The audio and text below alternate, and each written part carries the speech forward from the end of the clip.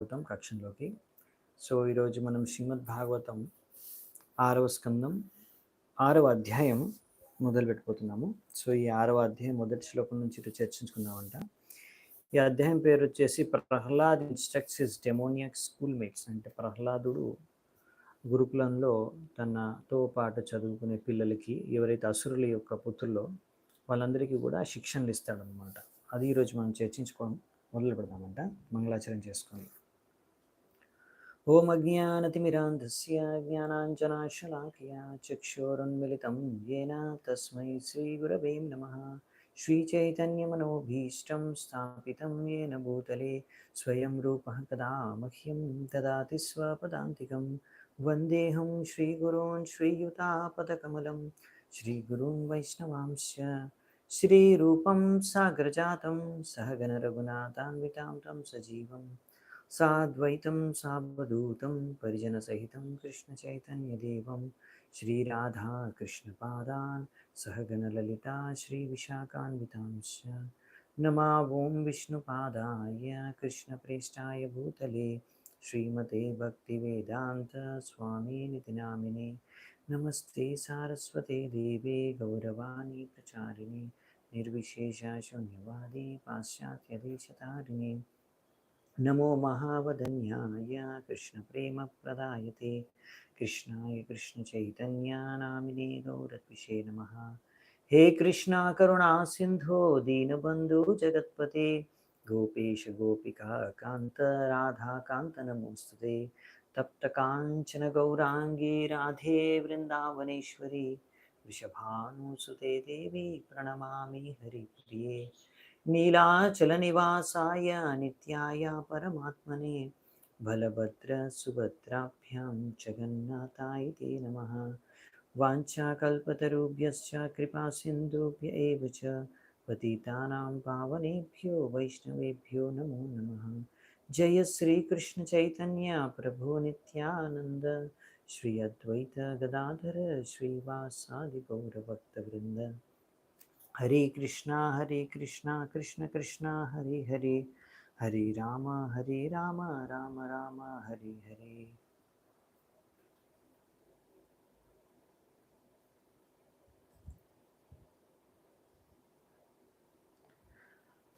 హరే కృష్ణ.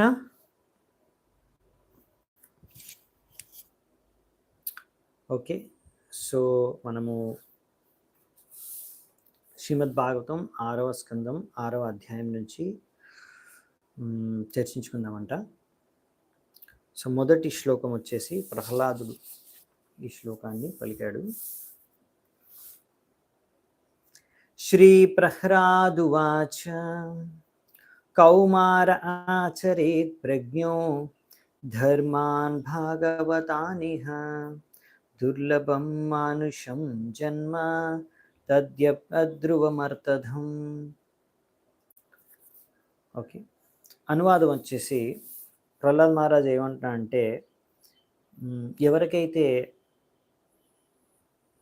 సరైన బుద్ధి తెలివి ఉందో ఆ వ్యక్తి ఈ యొక్క మనిషి జీవితాన్ని, ఈ మనిషి యొక్క జన్మని మొదటి నుంచే, ఆయన యొక్క ఈ జీవితాన్ని చిన్న వయస్సు నుంచి కౌమార వయస్సు నుంచే భక్తి చేసుకోవడానికి వినియోగించుకోవాలి.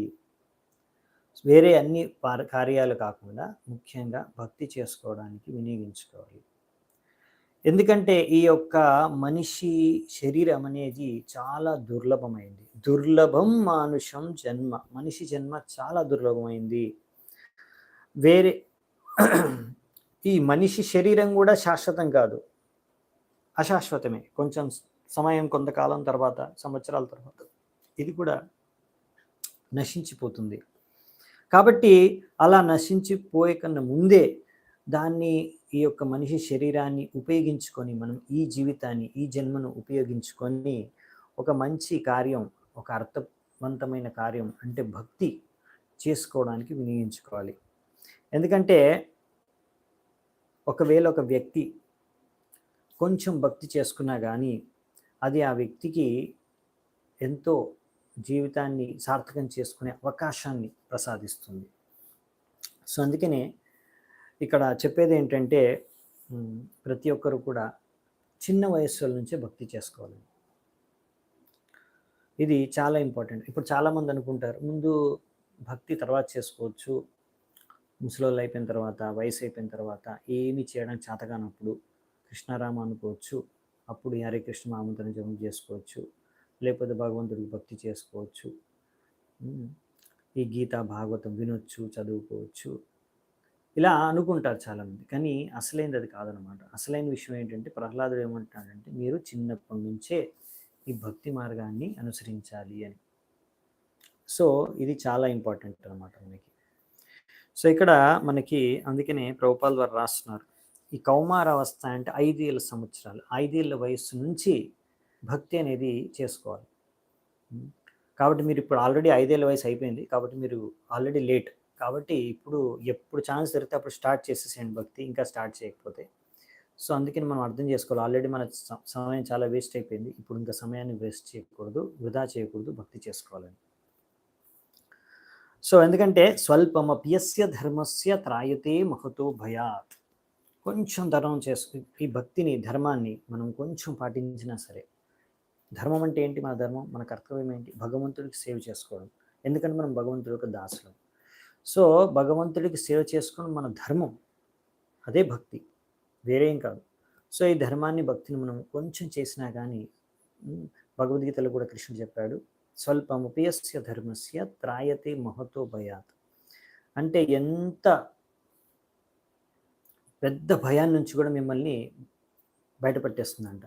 అన్నిటికన్నా పెద్ద భయం ఏంటంటే అందరూ భయపడేది మృత్యువుకి, చావు. ఇది అన్నిటికన్నా భయంకరమైనది ప్రతి ఒక్క వ్యక్తి జీవితంలో. సో చావుకి భయపడేది ఏంటంటే, అందుకన్నా ఇంకా భయంకరమైనది ఏంటంటే చావు తర్వాత మీరు ఎక్కడికి వెళ్తారు. చావు చచ్చిపోయిన తర్వాత మీరు ఎక్కడికి వెళ్తారు? మళ్ళీ ఏ నరకానికి వెళ్తే, మళ్ళీ ఏ ఒక పశువు పక్షి శరీరాన్ని మీకు లభిస్తే, దొరికితే, ఆ శరీరాల్లో మీరు ఈ భక్తిని చేసుకోవడం చాలా కష్టం, సాధ్యం కాదు. అందుకనే ఈ భక్తి చేసుకోవడానికి అనుకూలమైన శరీరం ఈ మనిషి శరీరం.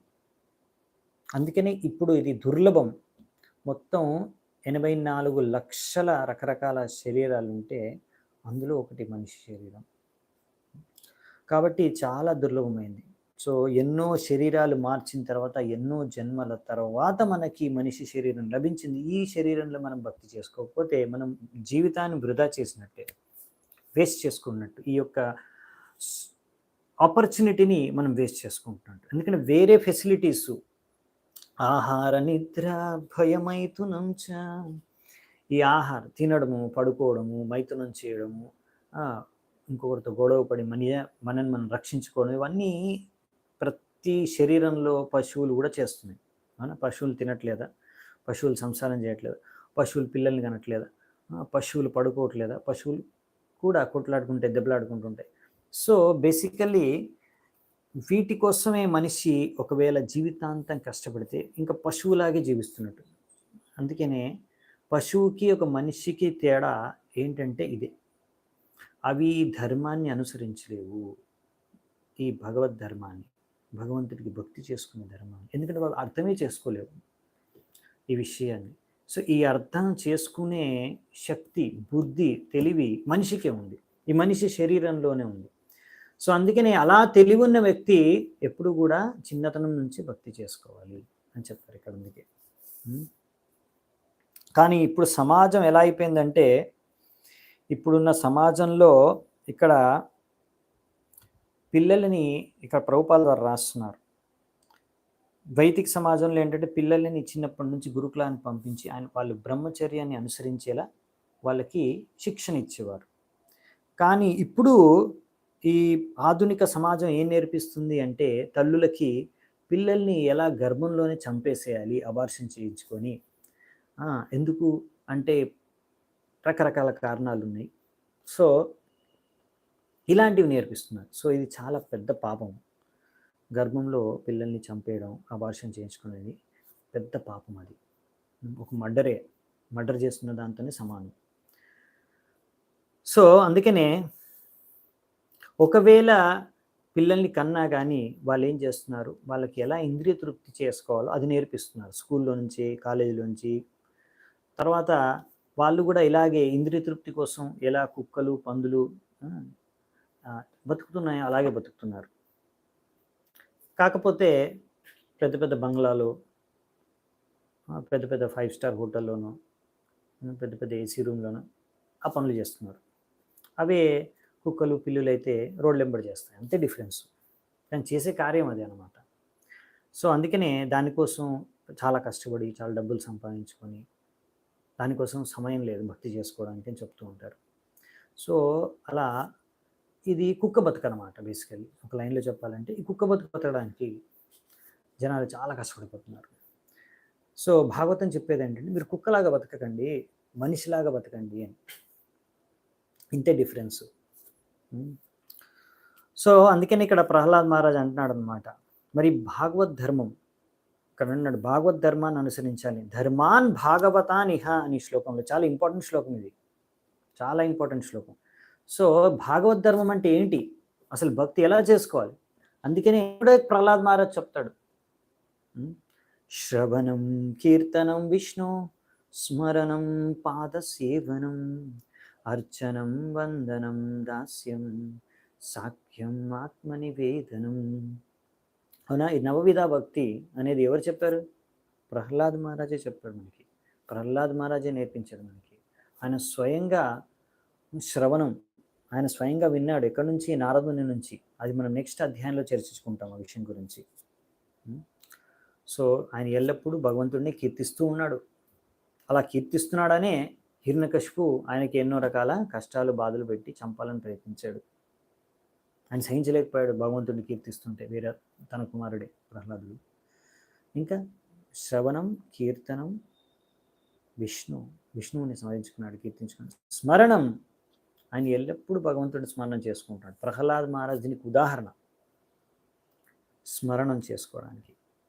శ్రవణానికి ఉదాహరణ పరీక్షిత్ మహారాజు. ఓన్లీ శ్రవణం చేసుకుంటూ భగవద్ధామని తిరిగి వెళ్ళిపోయాడు. శ్రవణం చేసుకుని ఈ నవవిధ భక్తులు మీరు 9 ఫుల్గా చేయలేకపోయినా కానీ ఒక్కటిన సరిగ్గా చేస్తే మీరు భగవద్ధామని తిరిగి వెళ్ళిపోతారు. మీ మనిషి జీవితం, మనిషి జన్మ ధన్యమైపోతుంది. అలా పరీక్షిత్ మహారాజు శ్రవణం చేసుకొని భగవద్ధామం వెళ్ళిపోయాడు. అలాగే శుకదేవ్ గోస్వామి కీర్తన చేసి భగవద్ధామానికి వెళ్ళిపోయాడు. అలా ప్రహ్లాదుడు స్మరించుకొని భగవంతుడు, ఎల్లప్పుడూ భగవంతుడి స్మరణలో ఉండేది ఆయన ధ్యానం. అవునా? సో, అలా ఆయన కూడా భగవద్ధామానికి వెళ్ళిపోయాడు భక్తి చేసుకుని. సో, ఇదన్నమాట. సో, అందుకనే ఇక్కడ మనకి ప్రభుపాదులు రాస్తున్నారు అనమాట. అసలైతే స్కూళ్ళల్లో, కాలేజీల్లో, యూనివర్సిటీల్లో, ఇళ్లల్లో, అందరికీ అన్ని చోట్లలో కూడా పిల్లలకి భగవంతుడికి భక్తి చేసుకోవడం నేర్పించాలి. అది అసలైన విద్య. సో, అదే ఇక్కడ చెప్తున్నారన్నమాట. ప్రభుపాదులు వారు రాస్తున్నారు తాత్పర్యంలో. భగవద్గీత యొక్క శిక్షణని మనం ఎలా జీవితంలో అవలంబించుకోవాలో ఇది నేర్పించడమే అసలైన విద్య, అసలైన శిక్ష. తో ఇదే భక్తి. సో, ఈ భక్తి మరి ఇంకా ఎలా చేసుకోవాలి అనేది చాలా ఈజీ చేసేసారనమాట మన కలియుగంలో, కలియుగ వాసుల కోసం అనేసి మన శాస్త్రాలు దాన్ని సింప్లిఫై చేసేసాయి. ఎలా చేసుకోవచ్చు? చాలా సింపుల్గా ఎలా చేసుకోవచ్చు అంటే, హరేర్నామ హరేర్నామ హరేర్నామ ఇవ కేవలం కలౌ నాస్తేవ నాస్తేవ నాస్తేవ గతిరన్యత. సో, ఏం చేయాలంటే కలియుగంలో ఎలా చేసుకోవచ్చు అంటే భక్తి, హరేర్నామ హరేర్నామ హరేర్నామ ఇవ కేవలం, ఓన్లీ హరినామం చేస్తే సరిపోతుంది అని 3 సార్లు నొక్కి నొక్కి చెప్తున్నారు అనమాట. ఇంకా వేరే మార్గం లేదు ఈ కలియుగంలో. ముఖ్యంగా కలవు నాస్తేవ నాస్తేవ నాస్తేవ, వేరే ఉపాయం లేదు. ఓన్లీ మెయిన్ ఏంటి మార్గము? కలియుగంలో మార్గం ఏంటంటే హరినామం చేయడం. హరినామం చేయడం చాలా ఈజీ, అందుకే సింప్లిఫై చేస్తారని చెప్తున్నారు. యజ్ఞాలు చేయాలంటే చాలా కష్టం, తపస్సు చేయాలంటే చాలా కష్టం. ఇలా మీ పెద్ద పెద్ద తపస్సులు, పెద్ద పెద్ద యజ్ఞాలు, ఈవెన్ మందిరాలు కట్టేసి దాంట్లో లేకపోతే విగ్రహాలని పూజించుకోవడం కూడా చాలా కష్టం ఇవాళ రేపు కలియుగ వాసులకి. అందుకే ఇంట్లో కూడా మందిరం ఇప్పుడు ఉండదు. చాలా తక్కువ మంది విగ్రహాలని పూజిస్తున్నారు ఇంట్లో ఇవాళ రేపు జనరేషన్ వాళ్ళు. మహా అయితే ఒక ఫోటో ఉంటే భగవంతుడిది ఎక్కువైపోతుంది. సో, అందుకనే ఈ కలియుగం వాసులకి అసలు మందసుమందమతయో మందభాగ్యం పాయనల్పాశ సభ్యకళావస్మిన్ యుగే జన. ఆయుష్ తక్కువ, మందబుద్ధి, చాలా లేజినెస్, బద్ధకం, ఎన్నో రోగాలు, ఎన్నో టెన్షన్లు, సమయం లేదు, శరీరం సహకరించదు, వాతావరణం సరిగ్గా లేదు, పరివారం సరిగ్గా లేదు, ఇలా ఎన్నో రకాల సమస్యలు, ఆయువు కూడా తక్కువ, ఇంకా బద్ధకం కూడా, స్పిరిచువల్గా ఆధ్యాత్మిక విషయాలపైన రుచి కూడా లేదు. సో ఇలా ఎన్నో సమస్యలతో కూడుకున్న కలియుగ వాసులకి అందుకని చాలా సింప్లిఫై చేశారనమాట. ఓన్లీ హరినామం చేసుకుంటే సరిపోతుంది. సో ఈ హరినామం చేసుకోవడం ద్వారా మనము ఈ జన్మ మృత్యు చక్రం నుంచి బయటపడి భగవద్ధామాన్ని తిరిగి వెళ్ళిపోగలం, ముక్తి సాధించగలం. సో రెండవ శ్లోకం, యతా హి పురుషస్యేహ విష్ణు పాదోపసర్పణం యదేశ సర్వభూతానాం ప్రియ ఆత్మేశ్వర సుహృత్. సో ఈ యొక్క శ్లోకాలని ప్రహ్లాద మహారాజు తనతో పాటు చదువుకునే మిగతా అసురులు, దానవుల యొక్క పుత్రులకి ఆయన బోధిస్తున్నాడు. సో ఇక్కడ ఏం చెప్తున్నాడంటే, ఈ మనిషి జన్మ అనేది ఒక మంచి అవకాశం భగవద్ధామానికి తిరిగి వెళ్ళడానికి. కాబట్టి దానికోసమే ప్రతి ఒక్క జీవాత్మ, ముఖ్యంగా ఎవరికైతే ఈ మనిషి శరీరం లభించిందో తప్పకుండా విష్ణుకి భక్తి చేసుకోవాలి అని. ఇది చాలా సహజమైన విషయం. విష్ణువుకి భక్తి చేసుకోవడం మన కర్తవ్యం, మనకు సహజమైంది, మన ధర్మం. ఎందుకంటే ఆయన మన ప్రభువు. ఎల్లప్పుడూ మనం బాగోగు కోరుకునే, మన బాగోగు అంటే ప్రతి ఒక్క జీవాత్మ యొక్క బాగోగు కోరుకునే ఏకైక వ్యక్తి ఆ భగవంతుడు శ్రీ విష్ణు. సో అందుకే ఆయనకు భక్తి చేసుకోవాలి. సో మనం ఈ విషయాన్ని ముందుగా అర్థం చేసుకోవాలి. చాలామంది ఇదే విషయాన్ని అర్థం చేసుకోవాలి. మన శ్రేయోభిలాషి, మన బాగు కోరుకునే వ్యక్తి ఆ భగవంతుడు. ఆయనకి ఎందుకు సేవ చేసుకోవాలి అంటే ఆయన భోక్త, మనం భోక్త కాదు. భోక్తారాం యజ్ఞ తపసాం సర్వలోక మహేశ్వరం సుహృదం సర్వభూతానాం జ్ఞాత్వా మాం శాంతి మృచ్చతి. అందరికీ శాంతి కావాలి. చాలా టెన్షన్స్ ఉన్నాయి, చాలా ప్రాబ్లమ్స్ ఉన్నాయి, చాలా సమస్యలు ఉన్నాయి. ఎందుకు సమస్యలు ఉన్నాయండి? ఎందుకు టెన్షన్స్, ఎన్ని ప్రాబ్లమ్స్ ఎందుకు? మీకు భోగించాలి అని ఉంది కనుక, నేను నా ఇంద్రియాన్ని భోగించాలి, ఫుల్గా ఎంత కావాలంటే అంత భోగించుకోవాలి. నా శరీరాన్ని, నా ఇంద్రియాలని, నా మనసు కోరికలన్నీ తీర్చుకోవాలి. ఆ తపనలోనే ఆ టెన్షన్ అనమాట. తీరుతుందా లేదా, తీరుతుందా లేదా. డబ్బులు సంపాదించేటప్పుడు డబ్బులు వస్తాయా లేవా, డబ్బులు వస్తాయా లేవా, లాభం వస్తుందా లేదా, లాభం వస్తుందా, జీతం వస్తుందా లేదా, లేదు. ఎందుకు? దాని నుంచి భోగించాలి కదా. మళ్ళీ భోగించడానికి కూడా ప్రతి సమయం టెన్షన్. అలా భోగించిన తర్వాత రోగాలు వస్తాయి. మళ్ళీ ఆ రోగాలు తొలగించుకోవాలి. రోగం వెళ్ళిపోతుందా లేదా, వెళ్ళిపోతుందా లేదా. అలా రోగం వెళ్ళిపోతుంది ఎలా కష్టపడ్డ తర్వాత, చాలా డబ్బులు ఖర్చు చేసిన తర్వాత మళ్ళీ టెన్షన్ ఏంటంటే, మళ్ళీ భోగించుకోగలనా లేదా, భోగించగలనా లేదా. మళ్ళీ భోగించడం మొదలు పెడతారు, వయసు అయిపోతుంది, ముసలితనం వచ్చేస్తుంది, భోగించలేకపోతారు, మళ్ళీ టెన్షన్, ప్రాబ్లం. సో ఈ యాటిట్యూడ్ ఇది వదిలేయాలి. ఫస్ట్ భోగించడానికి జీవించకూడదు అనే విషయాన్ని మనం ముందుగా అర్థం చేసుకోవాలి. అప్పటి వరకు చేసుకోకండి. భోగిస్తే ఎప్పుడు టెన్షన్, ఎప్పుడు సమస్య, ఎప్పుడు ప్రాబ్లం ఉంటుంది. ఎప్పుడు సుఖంగా ఉండలేరు, మనశ్శాంతి అనేది ఎప్పుడు ఉండదు. సో మనకి మరి ఎలా అండి మరి దీని నుంచి వదిలించుకోవడం అంటే, ఈ సరైన జ్ఞానాన్ని పొందడం. భోక్తారాం యజ్ఞ, భోక్త ఎవరు? నేను కాదు భోక్త, ఆ భగవంతుడు భోక్త. సో మనము భోగ్య వస్తువు, భగవంతుడు భోక్త, భగవంతుడు భోగిస్తాడు. మనమందరం కూడా ఈ సృష్టి అంతా కూడా ఆయన భోగించడం కోసం ఉంది, మనతో సహా. సో మనం అందరం కూడా భగవంతుడిని ఆనందపరచడానికి, భగవంతుడిని సంతృప్తిపరచడానికే మన సృష్టి అనేది జరిగింది. మన సృష్టి యొక్క వెనక కారణం ఇది. భగవంతుడు మనం సృష్టించడానికి కారణమే అది.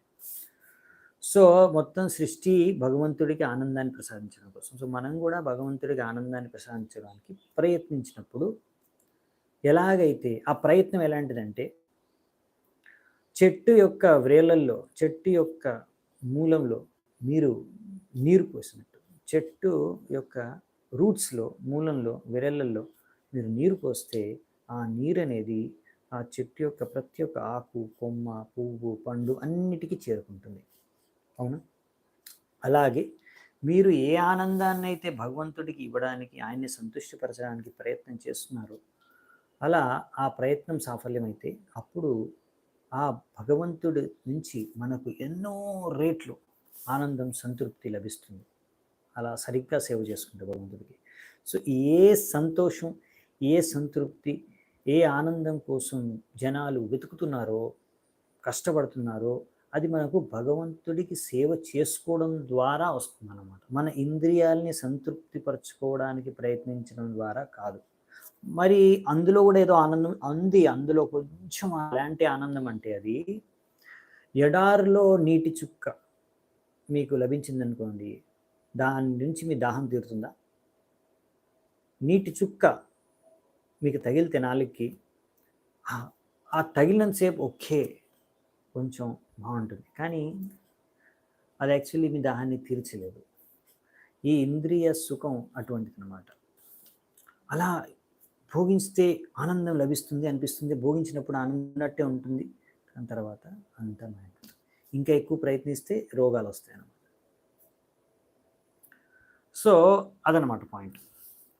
ఎందుకంటే ఇవి ఇంద్రియాలు ఇవన్నీ కూడా భౌతికమైనది, కానీ మనం భౌతికంగా, మనం ఆధ్యాత్మికం. అసలు మనకి శరీరానికి సంబంధం శాశ్వతమైనది కాదు, మనకి భగవంతుడికి ఉన్న సంబంధం శాశ్వతమైనది. సో అందుకనే మీరు ఎంత ప్రయత్నించినా ఈరోజు ఇచ్చిన ఈ శరీరం ఆనందం మీకు రేపు శారీరక ఆనందం, భౌతిక ఆనందం, అది పర్మనెంట్ కాదు. సో అందుకని మనం అర్థం చేసుకోవాలి ఎలా ఆనందాన్ని పొందాలి అని. సో చేసే కార్యాలన్నీ కూడా ఎవరి సంతృష్టి కోసం చేయాలి? భగవంతుడి సంతృష్టి కోసం. అది యజ్ఞం. భోక్తారాం యజ్ఞ తపస్సం. సో ఈ తపస్సులు, యజ్ఞాలు అన్నీ కూడా భగవంతుడి సంతృష్టి కోసం చేయాలి, ఎందుకంటే ఆయనే భోక్త. ఆయన శుద్ధుపత్రం భోక్తనే కాదు, ఆయన సర్వలోక మహేశ్వరం, అన్ని లోకాలకి ఆయనే ఈశ్వరుడు. అవునా? అన్నీ కూడా ఆయన నియంత్రణలోనే ఉన్నాయి. మనం ఆయన దాసులం, మన ఈశ్వరుడు ఆయన. సో మనం ఆయనకి సేవ చేసుకోవాలి. అంతేకాకుండా ఆయన సుహృదం సర్వభూతానం, ఆయన మనందరూ బాగు కోరుకునే వ్యక్తి. సో మనం ఆనందంగా ఉండాలి అని కూడా భగవంతుడు కోరుకుంటున్నాడు. సో మనం ఎలా ఆనందంగా ఉండగలం? భగవంతుడి సేవ చేసుకోవాలి. తద్వారా మనకు మనశ్శాంతి, ఆనందం అన్నీ కలుగుతాయి, జీవితం కూడా ధన్యమైపోతుంది, ముక్తి కూడా లభిస్తుంది. సో మనకేం లాస్ లేదు అన్నమాట. సో ఈ యొక్క మన సంబంధాన్ని, భగవంతుడితో ఉన్న సంబంధాన్ని మర్చిపోవడం కారణంగానే ఇక్కడ దుఃఖాన్ని అనుభవిస్తాం. సో ఈ యొక్క సంబంధాన్ని మళ్ళీ ఏర్పరచుకోవడమే అసలైన జీవితం యొక్క కార్యం, ఉద్దేశం. భక్తిలో మొదటిది మనం ఏం చేయాలంటే భగవంతుడితో సంబంధాన్ని ఏర్పరచుకోవాలి. సరైన సంబంధాన్ని ఏర్పరచుకున్న తర్వాత ఆ సంబంధాన్ని ద్వారా, ఆ సంబంధంలో మనం భగవంతుడికి సేవ చేసుకోవాలి. అప్పుడు ఫైనల్గా సంబంధం అభిధేయం, భగవంతుడి సేవ చేసుకోవడం తర్వాత మనకి భగవంతుడి సంతృప్తి చెంది మనకి ఆ కృష్ణ ప్రేమను, ఆనందాన్ని ప్రసాదిస్తాడు. అది ప్రయోజనం. సో ఈ 3 స్టెప్స్ ఉంటాయి అన్నమాట భక్తిలో: సంబంధ, అభిధేయ, ప్రయోజనం. 3వ శ్లోకం. ఇంకా ఇక్కడ మనకి రాశారు తాత్పర్యంలో ప్రభుపాదుల వారు, ఇలా భగవంతుడితో సంబంధాన్ని ఏర్పరచుకున్న తర్వాత వివిధ రకాలుగా మనం భగవంతుడికి వివిధ భావాలతో మనం సేవ చేయొచ్చు. దాస్య భావంతో సేవ చేయొచ్చు, సాఖ్య భావంతో సేవ చేయొచ్చు, మాధుర్య రసంలో, వాత్సల్య రసంలో, విభిన్న రసాల్లో, విభిన్న భావాల్లో మనం భగవంతుడికి సేవ చేసుకోవచ్చు. ఓకే. సో 3వ శ్లోకం చూద్దామంట. సుఖం ఐంద్రియకం దైత్య దేహయోగేన దేహినాం సర్వత్ర లభ్యతే దైవాత్ యథా దుఃఖం అయత్నతః. సో ప్రహ్లాద్ మహారాజ్ ఏమంటున్నాడంటే, నా ప్రియమైన మిత్రులారా, ఎవరైతే దైత్యుల యొక్క పరివారాల్లో జన్మించిన ఓ నా ప్రియమైన బంధువులు, మిత్రులారా, ఈ యొక్క ఆనందం ఏదైతే ఈ వస్తువులు, మన ఇంద్రియాలు, మన శరీరం యొక్క స్పర్శ ద్వారా అనుభవం మనకు కలుగుతుందో, ఇది ఈ మనిషి జీవితంలోనే కాదు, ఈ మనిషి శరీరంలోనే కాకుండా ఈ ఏ శరీరంలో కూడా వేరే శరీరాల్లో కూడా లభిస్తుంది. సో ఈ ఆనందం అనేది మనము పూర్వపు చేసుకున్న కర్మలనుసారంగా మనకి ఈ యొక్క జీవితంలో లభిస్తుంది. ఇది మీరు కష్టపడకున్నా కూడా మీకు ఈ ఆనందం అనేది లభిస్తుంది. ఎలాగైతే మీరు దుఃఖాని కోసం కష్టపడరో అలాగే, అవునా? సో ఈ యొక్క భౌతిక ప్రపంచంలో సుఖ దుఃఖాలు రెండు ఉంటాయి. మీరు దుఃఖాన్ని కోరుకోరు. దుఃఖం రావాలి అని ఎప్పుడైనా ప్రార్థించుకుంటారా? లేకపోతే దుఃఖం రావాలని ఎప్పుడైనా కోరుకుంటారా? లేకపోతే దుఃఖం రావాలని ప్రయత్నిస్తారా దానికోసం? దుఃఖం ఎక్కడ దొరుకుతుంది, నాకు దుఃఖం ఎక్కడ ప్రయత్నించరు కదా. అయినా జీవితంలో దుఃఖం వస్తుందా రాదా? వస్తుంది. మీ కర్మానుసారంగా మీరు ఎంత దుఃఖాన్ని అనుభవించాలో అంత దుఃఖం మీకు జీవితంలో వస్తుంది. మీరు కష్టపడకున్నా వస్తుంది, మీరు అడగకున్నా వస్తుంది, మీ దగ్గరకు వస్తుంది, మీరు దాన్ని ఏమీ చేయలేరు. అలాగే మీకు ఎంత సుఖం లభించాలో జీవితంలో దానికోసం మీరు కష్టపడాల్సిన అవసరం లేదు. మీరు ఈ జీవితంలో ఎంత సుఖాన్ని అనుభవించాలో అంత సుఖాన్ని మీరు అనుభవిస్తారు. దానికోసం కష్టపడాల్సిన అవసరమే లేదు. మరి దేని గురించి కష్టపడాలండి? దేని గురించి కష్టపడాలి? అదే ప్రహ్లాద్ మహారాజ్ అంటున్నాడు. ఇలాంటి సుఖం కోసం మీరు కష్టపడకండి. ఎలాగో మీ కర్మానుసారంగా మీ తల పైన ఎంత రాసి పెట్టుందో ఆల్రెడీ ఫిక్స్ అయిపోయింది. మీరు పుట్టినప్పుడే మీరు ఎంత సుఖాన్ని అనుభవిస్తారో ఆల్రెడీ ఫిక్స్ అయిపోయింది. ఎలాగో ఏ సుఖాన్ని అనుభవించాలో అది ఆల్రెడీ ఉన్నప్పుడు దాని గురించి కష్టపడటం మూర్ఖత్వం. సో ఇది భాగవతంలో ఇక్కడ మనకి ప్రహ్లాద్ మహారాజ్ చెప్తున్నాడు. ఇంకో దగ్గర కూడా చెప్పారు. అందుకని మరి దీని గురించి కష్టపడాలంటే తస్యైవ హేతో ప్రయతేత కోవిదో న లభ్యతే యద్భ్రమతాము పర్యదః అని భాగవతంలో ఉన్నారు. ఇంకో చోట శ్లోకం ఉంది. తల్లభ్యతే యత్ దుఃఖవదన్యత సుఖం. ఎలాగైతే మీకు అడగకుండానే దుఃఖం వస్తుందో అలాగే మీకు సుఖం కూడా లభిస్తుందండి. కాబట్టి మీరు కాలేన సర్వత్ర గభీర కాలేన సర్వత్ర కాలము సమయం వచ్చినప్పుడు మీకు సరైన సమయంలో మీకు సుఖము దుఃఖం రెండు లభించేస్తాయి. మీరు కష్టపడాల్సిన అవసరం లేదు రెండింటి కోసం. మరి దేని గురించి కష్టపడాలి? మనము జీవితంలో దేని గురించి కష్టపడాలి? తస్యైవ హేతు ప్రయతేత కోవిదో నలభ్యతే. ఏదైతే మీరు బ్రహ్మలోకం నుంచి పాతాళ లోకం వరకు లభించదో దాని గురించే మీరు కష్టపడాలి. ఉన్నాయే 14 లోకాలు, అంటే పైన నుంచి కింది వరకు బ్రహ్మలోకం అన్నిటికన్నా టాప్ లోకం అన్నమాట. ఫస్ట్ పైన ఉన్న లోకం, అన్నిటికన్నా కింద లోకం పాతాళ లోకం, అంటే బ్రహ్మాది ఉపర్యద. సో కింద లోకం నుంచి పై లోకం వరకు, అంటే ఈ బ్రహ్మాండంలో లభించిన దాని గురించి మీరు ప్రయత్నించాలంట. ఈ భౌతిక బ్రహ్మాండంలో లభించని దాని గురించి మీరు ప్రయత్నించాలి. అంటే బ్రహ్మాండం బయట ఆధ్యాత్మిక ప్రపంచం ఉంది. అంటే మనము ఆ ఆధ్యాత్మిక జగత్తు భగవంతుడి ధామానికి వెళ్ళడానికి ప్రయత్నించాలి. ఇక్కడ బ్రహ్మలోకం నుంచి మనం ఏం చేస్తున్నాము? మనం చేసే కర్మల కారణంగా పాతాళ లోకం నుంచి బ్రహ్మలోకం, ఈ 14 లోకాల్లోనే విభిన్న రకాల శరీరాల్లో తిరుగుతూనే ఉన్నాము. ఇప్పటివరకు ఎన్ని జన్మలు, ఎన్ని కోట్ల సంవత్సరాలు తిరుగుతూనే ఉన్నాము. సో అందుకనే తిరుగుతూ రకరకాల కర్మలు చేస్తూ రకరకాల సుఖదుఖాల్ని అనుభవిస్తూ వచ్చాము. ఇంకా అలాగే కంటిన్యూ చేస్తే మరి ఈ యొక్క ఆపర్చునిటీ కూడా వేస్ట్ చేసుకున్నట్టే అనవచ్చు మీరు. అదేంటి? మనిషి జీవితంలోని ఈ ఆపర్చునిటీ ఉంది. అవును, మనిషి జీవితంలోని ఈ ఆపర్చునిటీ ఉంది. ఎందుకంటే పశువుల జీవితంలో వాళ్ళకి ఆప్షన్ లేదనమాట. వాళ్ళకి అర్థం చేసుకునే శక్తి సామర్థ్యం ఎలాగో లేదు. ఇంకోటి వాళ్ళకి పాపపుణ్య కర్మాలు ఏమి ఉండవు. సో వాళ్ళది ఎలా ఉంటుందంటే వాళ్ళకి చాయిస్ లేదనమాట. ఈ శరీరం తర్వాత ఈ పశువు శరీరం తర్వాత నెక్స్ట్ ఈ పశువు శరీరం, అలా ఈ పశు శరీరం తర్వాత ఇంకో నెక్స్ట్ ఏ పశు శరీరం, అలా ఒక సీక్వెన్స్ ఉంది. అలా సీక్వెన్స్లో అన్నిటికన్నా టాప్లో మనిషి శరీరం ఉందన్నమాట. ఈ జడ జగత్తులో టాప్ మనిషి శరీరం ఉంది. సో అలా అన్ని శరీరాలు మార్చుకుంటూ బై డిఫాల్ట్ పైకి వచ్చేస్తారనమాట. మీరు మనిషి శరీరం లభిస్తుంది. అలా అన్ని శరీరాలు మార్చిన తర్వాత మనిషి శరీరం వచ్చిన తర్వాత మీరు చేసుకునే కర్మలు బట్టి మరి నెక్స్ట్ మీకు మనిషి శరీరం వస్తుందా లేదా, లేకపోతే ఏ పశు శరీరం లేకపోతే మీరు ఈ శరీరం నుంచే, ఈ యొక్క భౌతిక శరీరం నుంచే ముక్తి పొంది భగవద్ధామానికి తిరిగి వెళ్ళచ్చు. అది మీరు చేసుకునే కార్యాలు బట్టి ఈ జీవితంలో ఆధారపడి ఉంటుంది. కాబట్టి ఈ జీవితంలో ఎలాగో మీకు దొరికేది లభించేది ఫిక్స్ అయిపోయింది. సో దాని గురించి ఎందుకు ఆలోచిస్తున్నారు? Next career, future career, next జన్మ ఏం జరుగుతుంది, మృత్యువు తర్వాత ఎక్కడికి వెళ్తాం, దాని గురించి ఇప్పుడు ప్లాన్ చేసుకోవాలి.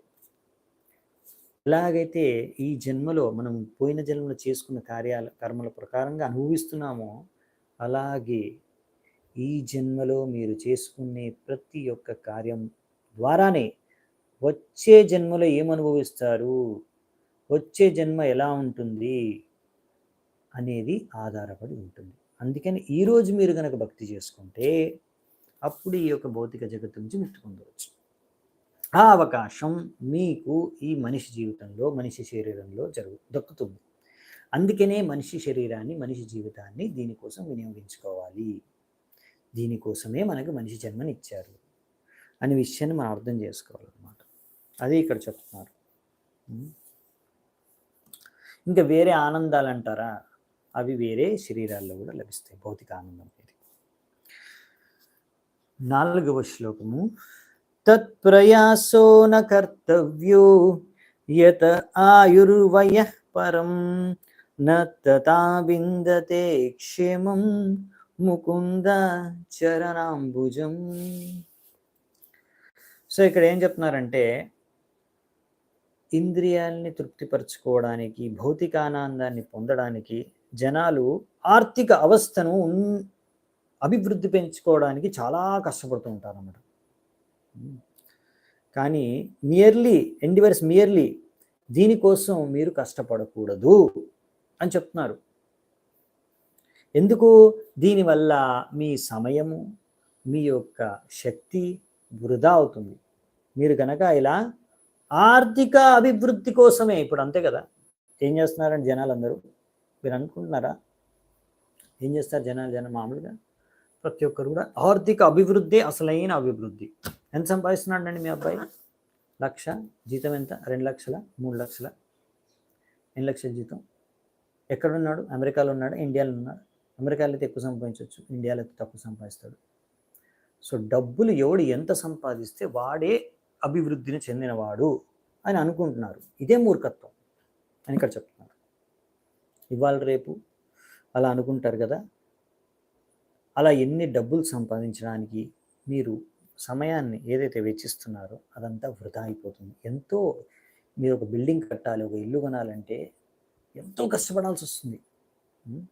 మీ జీవితం అంతా ఆ ఇల్లు కొనడంలోనే, చాలామంది లోన్ తీసుకొని ఇల్లు కొంటారు, ఆ లోన్ తీర్చడంలోనే సగం జీవితం, ఒక్కొక్కసారి మొత్తం జీవితం వెళ్ళిపోతుంది.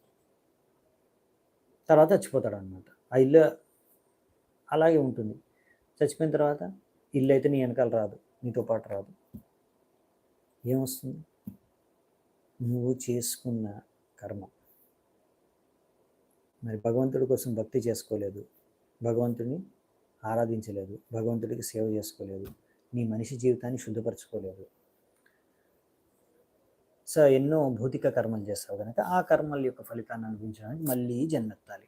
సో కాబట్టి వేస్ట్ అయిపోయింది, నీ జీవితమే వేస్ట్ అయిపోయింది. మళ్ళీ జన్మెత్తావంటే ఈ జీవితంలో నీకు ఇచ్చిన ఛాన్స్ మిస్ అయిపోయింది. ఏదో కొన్ని మంచి పనులు చేస్తే, పుణ్యకారాలు చేస్తే, ఎవరికో దాన ధర్మాలు చేస్తే అప్పుడు మళ్ళీ మనిషి జన్మ వచ్చే అవకాశం ఉంది. అంటే అప్పుడు ఇంకొక ఛాన్స్ దొరుకుతుంది అంతే.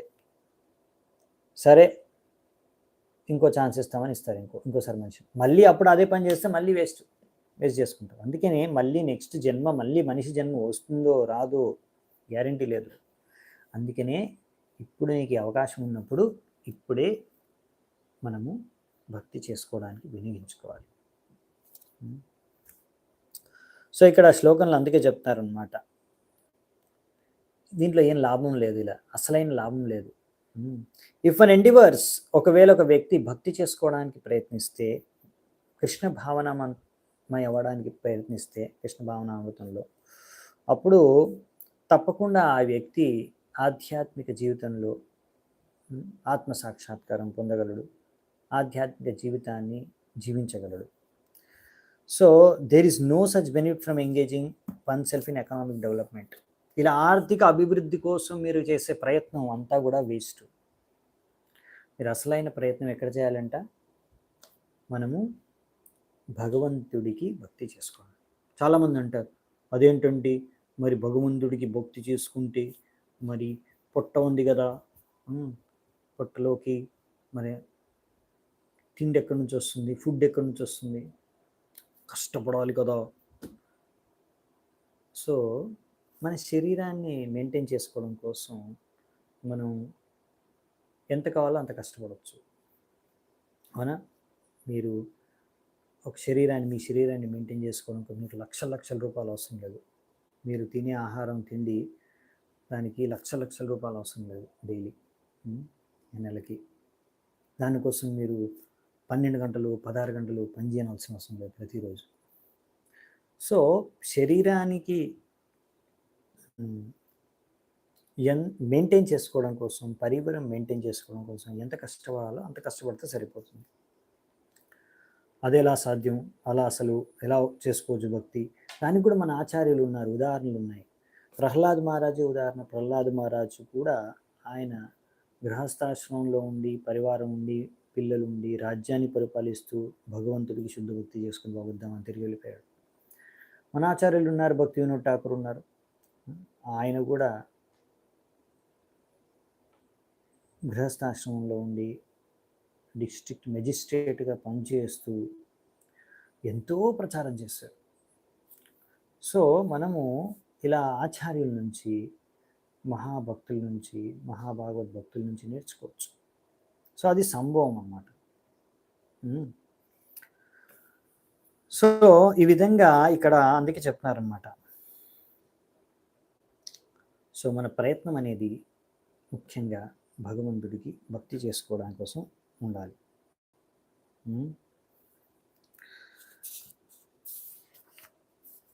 సో నెక్స్ట్ 5వ శ్లోకం. తతో యతేత కుశలః క్షేమాయ భవమాశ్రితః శరీరం పౌరుషం యావన్ న విపద్యేత పుష్కలం.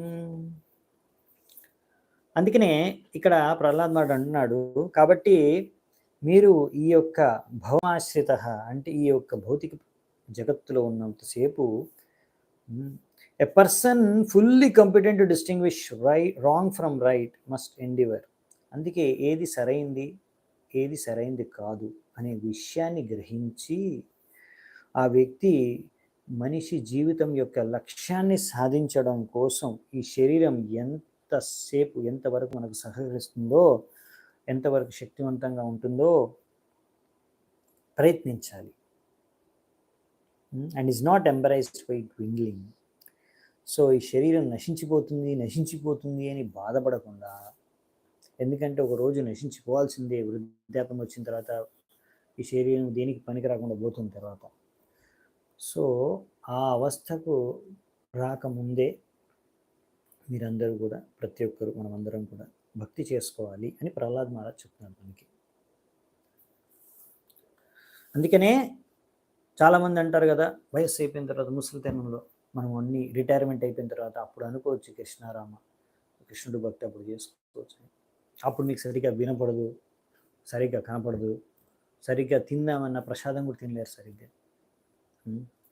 ఏం సేవ చేస్తారండి?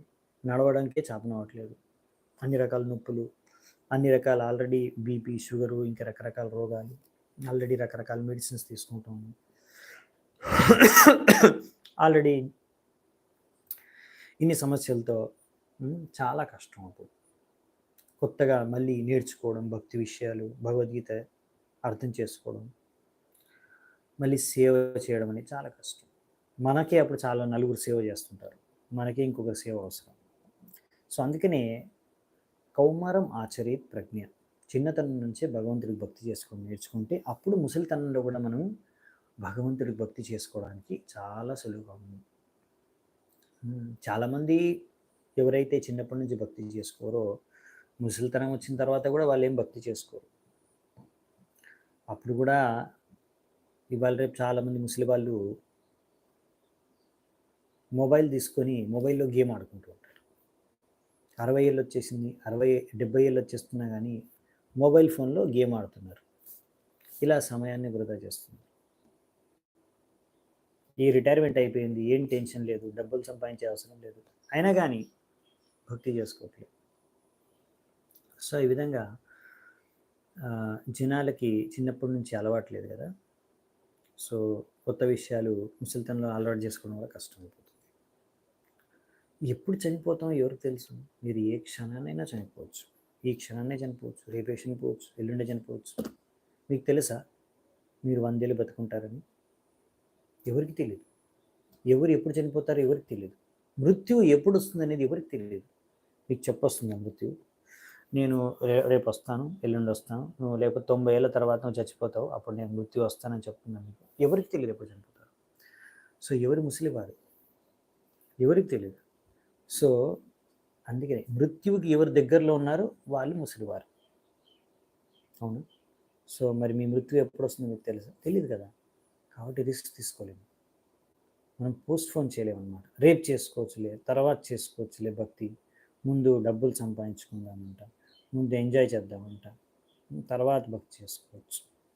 సో అలా పోస్ట్పోన్ చేస్తే చాలా పెద్ద రిస్క్ అది. అందుకనే భక్తి అనేది మీరు చిన్నతనం నుంచి చేయాలి. ఓకే. సో ఇక్కడ అందుకే చెప్తున్నారనమాట, ఎవరైనా సరే తెలివైన వ్యక్తి ఇలా సమయాన్ని వృధా చేయకుండా భక్తి చేసుకుంటాడు అని. సో ఇక్కడ ఒకవేళ వాళ్ళు ఈ భౌతిక జీవితాన్ని జీవించి ఉండాలనుకుంటే భయం ఆశ్రిత, ఒకవేళ భవమాశ్రిత అయి ఉంటే, ఈ భౌతిక జగత్తే నా సర్వస్వం, ఈ జీవితంలో ఈ భౌతిక పరివారం కానీ భౌతిక సమాజం కానీ ఇదే నా ప్రపంచం అనేసి జీవించే వారికి భయం ఆశ్రిత. చూడండి, మిమ్మల్ని మీ యొక్క పరివారం కానీ, మీ ధనము సంపత్తి, మీ పలుకుబడి, మీ పరిచయాలు, మీ శక్తి సామర్థ్యం, మీ తెలివితేటలు, డాక్టర్లు ఎవ్వరు కూడా మిమ్మల్ని రక్షించలేరండి. సో మృత్యువు వచ్చిందంటే, సమయం అయిపోయిందంటే ఎవ్వరు కూడా మిమ్మల్ని రక్షించలేరు. మీరు ఎంతో కష్టపడి సంపాదించుకున్నంతా కూడా మీరు తీసుకెళ్ళలేరు. సో అందుకనే అర్థం చేసుకోవాల్సింది ఏంటంటే, భక్తి ఇప్పుడే చేసుకోవాలి. అదే మీ అసలైన సంపద, ఏదైతే మీతో పాటే ఉంటుంది. మీ నుంచి ఎవ్వరు దొంగతనం చేసుకోలేదు దాన్ని. తెలుసా మీకు ఆ విషయం? సో అందుకనే ఎవరైతే భక్తి చేసుకుంటారో వాళ్ళకి భయం ఉండదు. అభయ చరణార విందరే, ఎవరైతే భగవంతుడి శరణాగతులైపోయారు, భగవంతుడిని ఆశ్రయించారు, వాళ్ళు భయం నుంచి ముక్తి పొందుతారు. వాళ్ళకి భయం లేదు. ఎందుకు భయపడాలి? ఒకరోజు ప్రతి ఒక్కరు చావాల్సిందే. భక్తి చేసుకున్నా భక్తి చేసుకోకున్నా, భక్తుడైనా అభక్తుడైనా. కాకపోతే భక్తుడు అంటే ఆయనకు తెలుసు, నేను చచ్చిపోయిన తర్వాత ఎక్కడికి వెళ్ళినా, ఆ భగవద్ధామానికి వెళ్ళినా, తిరిగి జన్మెత్తిన భగవంతుడికి సేవ చేసుకుంటూ ఉంటాను. ఎందుకంటే ఒకవేళ కంప్లీట్ భక్తి అయిపోయింది అనుకోండి, ఆయనది సంపూర్ణంగా, ఆయన భగవద్ధామానికి వెళ్ళిపోతాడు. ఒకవేళ ఆయనది ఇంకా కంప్లీట్ అవ్వకపోతే ప్రాసెస్, మళ్ళీ ఆయనకి మంచి జన్మ లభిస్తుందండి. శ్రీమతాం శ్రీమతాం గేహే శుచినాం శ్రీమతాం గేహే, శుచినాం శ్రీమతాం గేహే అని చెప్తారు గీతలు. అంటే మంచి పరివారంలో, భక్తుల యొక్క పరివారంలో. సో వారు మళ్ళీ జన్మ తీసుకుంటారు, మంచి అవకాశం ఉంటుంది వాళ్ళకి. వాళ్ళ జీవితంలో ఏం కష్టపడాల్సిన అవసరం కూడా లేదు భౌతికంగా. అలాంటి మంచి సదుపాయం ఉంటుంది. మంచి భక్తుల పరివారంలో జన్మిస్తారు, భక్తి చేసుకొని మళ్ళీ భగవద్ధామానికి వెళ్ళిపోతారు. ఒకవేళ కంప్లీట్ అవ్వకపోతే సో లాస్ లేదు. కానీ మీరు భక్తి చేసుకోకుండా జీవితాంతం రకరకాల పాపకర్మలు చేసుకుంటూ, రకరకాల కష్టాలు పడుకుంటూ, రకరకాలుగా డబ్బు సంపాదించుకుంటూ, భోగించుకుంటూ జీవించారనుకోండి, చచ్చిన తర్వాత నెక్స్ట్ జీవితంలో ఏ కుక్కో ఏ పందు అయిపోవచ్చు. సో అందుకే చాలా రిస్క్ అనమాట. ఈ భయం అనేది ఉంటుంది వ్యక్తికి. అందుకే ఆ వ్యక్తి ఎవడైతే కృష్ణుని ఆశ్రయించాడో వాడు భయం ఏంటంటే, ఇప్పుడు ఎన్నో ప్లాన్లు వేసుకున్నాను, నేను ఇలా భోగిస్తాను, ఇలా ఎంజాయ్ చేస్తాను, అదే ఎంజాయ్ చేస్తాను అనుకోని. కానీ భయం ఏంటంటే, అయ్యో చచ్చిపోతే ఇవన్నీ ఎంజాయ్ చేయలేనే, ఇదన్నమాట భయం.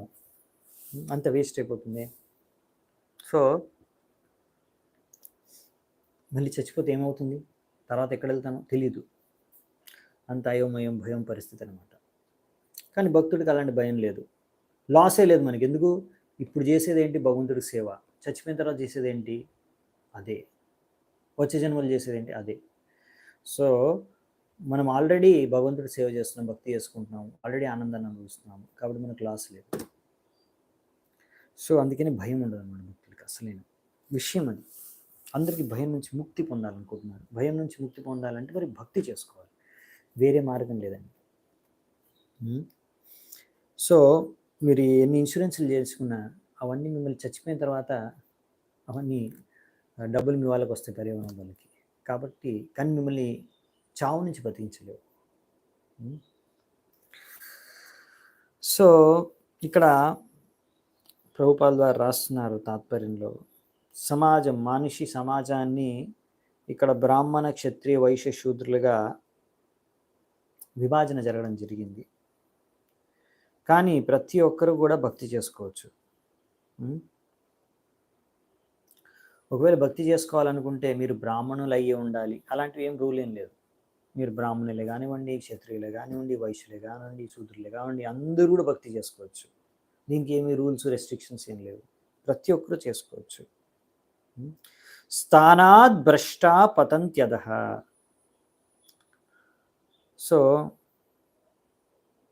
ఈ విధంగా ప్రతి ఒక్కరు కూడా కృష్ణ భక్తి చేసుకోవడానికి ప్రయత్నించాలి.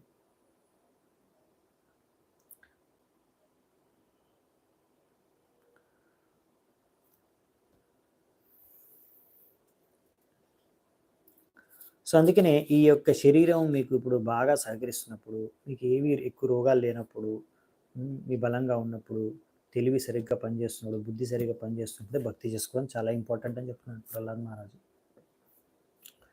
అందుకే మనము ఈ విధంగా ఇలా మన యొక్క సమయాన్ని భక్తి చేసుకోవడానికి వినియోగించుకోవాలి. అదే తెలియని వ్యక్తి యొక్క లక్షణం అని ఇక్కడ మనకి చెప్తున్నారనమాట ప్రహ్లాద్ మహారాజు ప్రభుపాల్ వారు. సో దీని తర్వాత ప్రహ్లాద్ మహారాజు మనకి నేర్పిస్తాడు ఎలా ఒక వ్యక్తి జీవితాన్ని వృధా చేస్తాడు. ఆ విషయాన్ని ఇంకా డీటెయిల్గా నెక్స్ట్ శ్లోకం నుంచి చెప్తారు, అది మనం రేపు చూసుకుందామంట. నేను ఈరోజు ఇక్కడే ముగిస్తాను. సో మీ అందరి ఎంత ఓపిక విన్నందుకు చాలా చాలా ధన్యవాదాలు. శిల ప్రభుపాదికి జై, శ్రీమద్ భాగవతం की जय, समवेत गौरभक्त वृंद की जय, पिता गौर सिद्धानाथ प्रेमानंदे हरि हरि बोल।